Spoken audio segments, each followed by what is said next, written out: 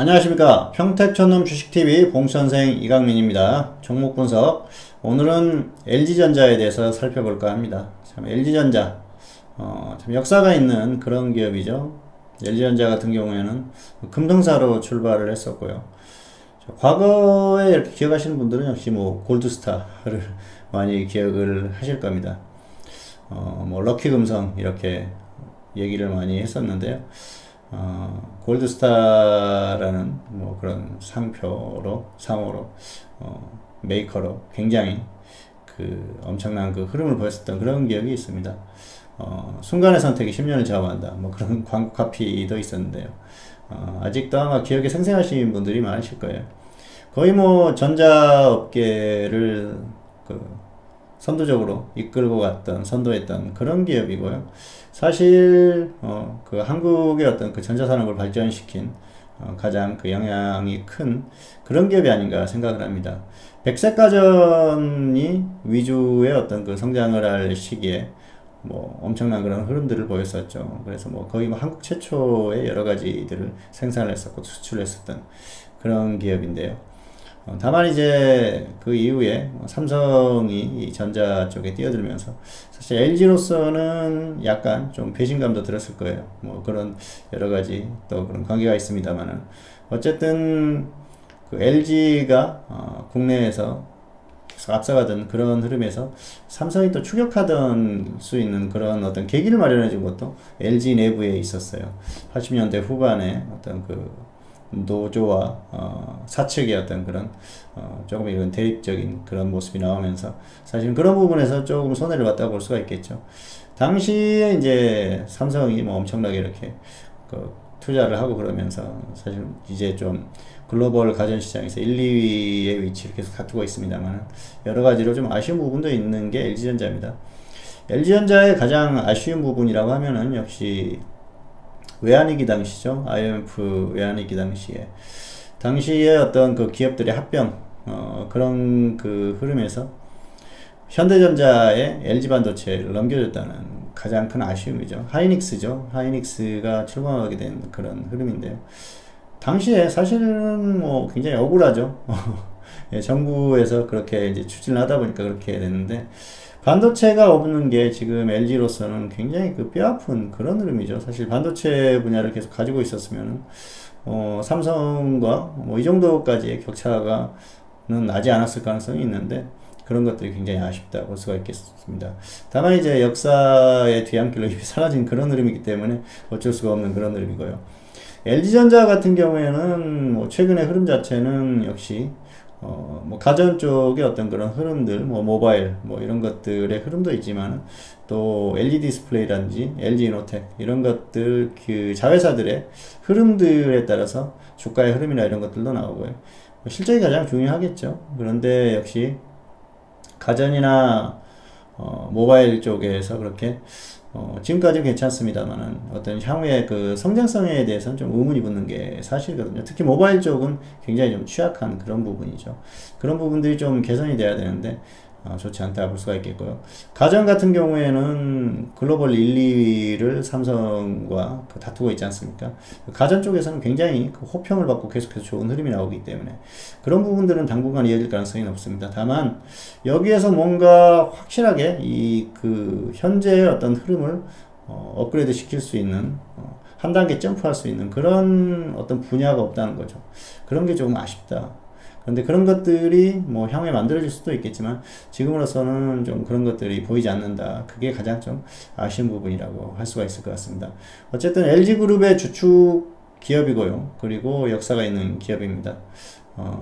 지금까지는 안정적인 그런 어떤 기업의 흐름이나 실적이나 이런 것들을 보이고 있었는데 향후의 흐름에 대해서는 좀 고민을 해볼 만한 그런 상황입니다. 그리고 주가의 흐름이 굉장히 독특해요. 이게 전기전자 업종 내에서도 약간 좀 혼자서 움직이는 그런 종목이라고 할까요? 업종의 다른 종목들이 다 갈 때는 안 가고 또 안 갈 때 가는 그런 흐름을 보이니까 좀 약간 청개구리 같은 그런 종목이다. 그렇게 말씀드릴 수가 있겠습니다.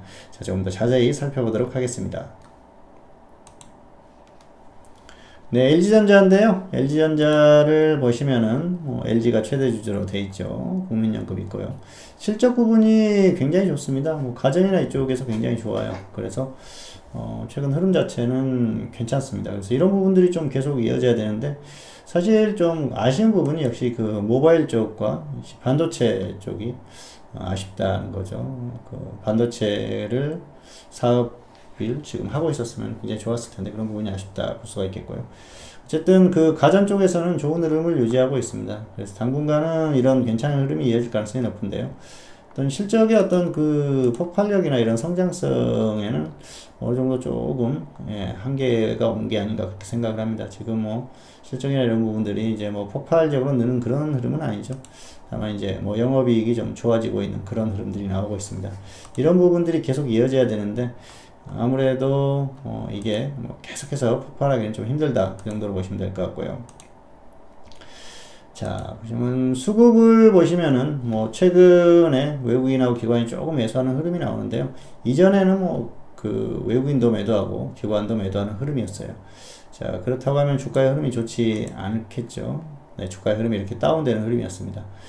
자, 전기전자 업종이 강하게 갈 때 LG전자는 조금 늦게 움직였었고요. 그리고 또 최근에 흐름을 보면은 전기전자의 다른 종목들이 좀 좋지 않을 때, 지수가 좋지 않을 때 또 반등이 나오고 약간 좀 그 청개구리 같은 그런 면이 있다. 다만 전반적으로는 역시 지수의 흐름을 따라갈 수밖에 없죠. 왜냐하면은 그게 어떤 그 우량주의 흐름이라고 볼 수가 있겠는데요. 자, LG전자는 자, 2014년 이때까지는 흐름이 좋지 않았었죠. 2007년 고점이고. 자, 전기전자 업종의 흐름을 한번 보실까요? 전기전자 업종의 흐름은 좀 다르죠. 이거 뭐 삼성전자의 영향이 크다. 업종의 흐름은 그렇게 볼 수가 있겠습니다. 자, 하이닉스도 한번 보실까요? 네, 하이닉스도 꾸준히 상승이 나왔었죠. 2016년부터 뭐 상승은 갔습니다만은. 네, LG전자는 오히려 2007년 고점 이후에 굉장히 좋지 않았었어요. 예, 이런 부분들이 어떤 여러 가지 그런 영향이 있겠죠. 그리고 가장 큰 건 역시 삼성과의 차이는 반도체 쪽에서의 어떤 그런 흐름이다 볼 수가 있겠죠. 반도체만 빼면은 거의 뭐 가전 쪽에서는 해볼 만한 상황인데 반도체에서 아쉬움이 남는다 그렇게 볼 수가 있겠습니다. 자, 이런 흐름들은 계속 이어질 수밖에 없어요. 그리고 역시 이제 주가의 흐름에 대해서는 그렇게 보시면 됩니다. 이 전기전자 업종의 어떤 흐름 그리고 LG그룹의 흐름을 보시면 돼요. LG그룹을 보시면은 자,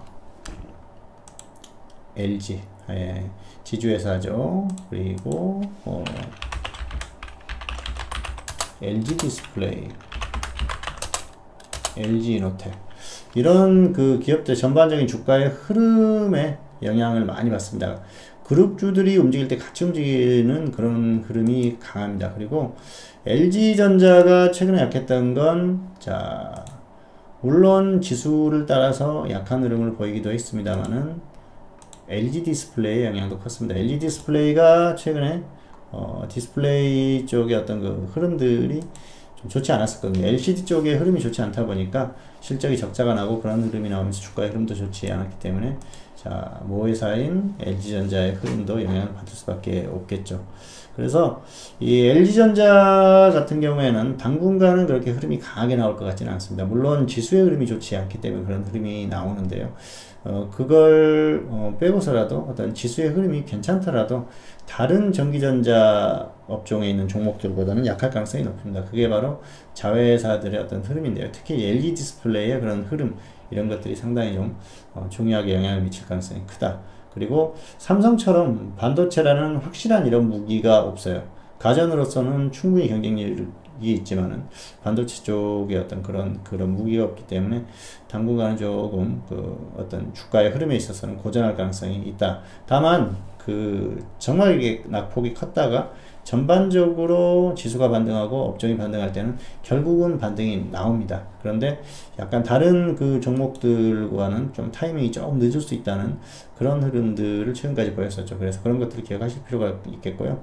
시장의 흐름이 좋게 반등이 나오면서 주가가 전반적으로 종목들이 반등이 나올 때 LG전자가 반등이 나오지 않았다? 그랬을 때는 관심 있게 지켜보시다가 반등을 시작하는 흐름을 보였을 때 접근하면은 후발주자로서 움직이는 모습들을 포착할 수 있다는 뭐 그런 것들을 하나의 좀 팁으로 생각을 하시면 될 것 같습니다.